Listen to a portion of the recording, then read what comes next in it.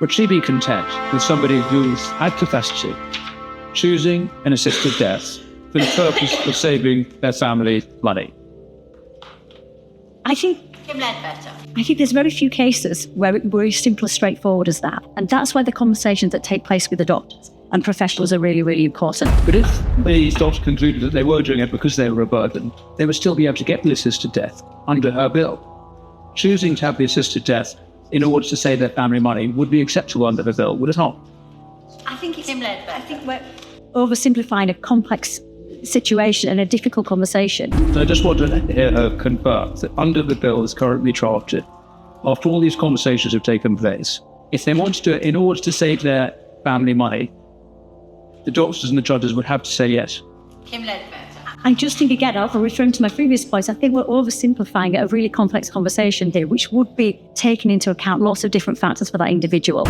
And I think it's really important here that we are honest about what the bill does. And I think what we are looking for here is a simple answer, yes or no. I think my honourable friend has set out very clearly the situation. And I know the honourable lady understands her bill inside out. So if the honourable lady could give us a yes or no, I think that would be really, really helpful. Kim Leadbeater. Is the answer yes to? Well, I'm certainly not being dishonest, which is the implication. So I think I will refer back to the complexity of those conversations. Personally, I think it is appropriate to ask the applicant, have you been encouraged? Has there been influence put upon you? If the answer comes back saying, no, it's all fine, my wife agrees with me, but I haven't been encouraged to it, then the test is passed. We already have this situation. Encouragement is already illegal. So the other option is in section 24, you decriminalise that. But right now, under this bill, you're not doing that, which is why we are logically saying you then are in the position where you need to have encourage in clause 1. The law needs certainty with clear expressions. I think the honourable member also said encouragement is a broader form of pressure. But who is saying that? Are you saying that? Is the honourable member saying that? Who is saying that encouragement is a broad form of pressure? Is that a legal summation? I'm not entirely sure where encouragement fits in with these other... Danny Kruger.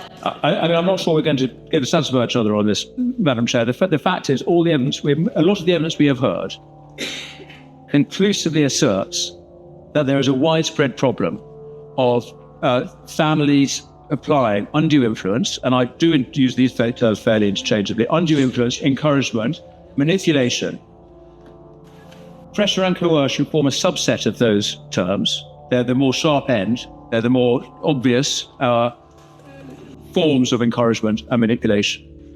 So if we take an elderly person who's only got one living relative, they potentially could benefit from the will, or there's the encouragement.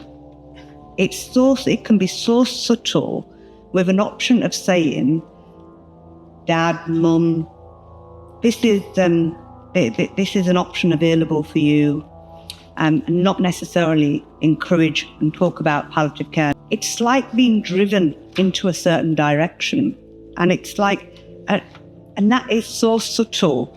I mean, if we were to take it, and I'm just thinking about me being a mother to my children, I encourage them to do certain things because I want to have that control over their behaviour because they're children.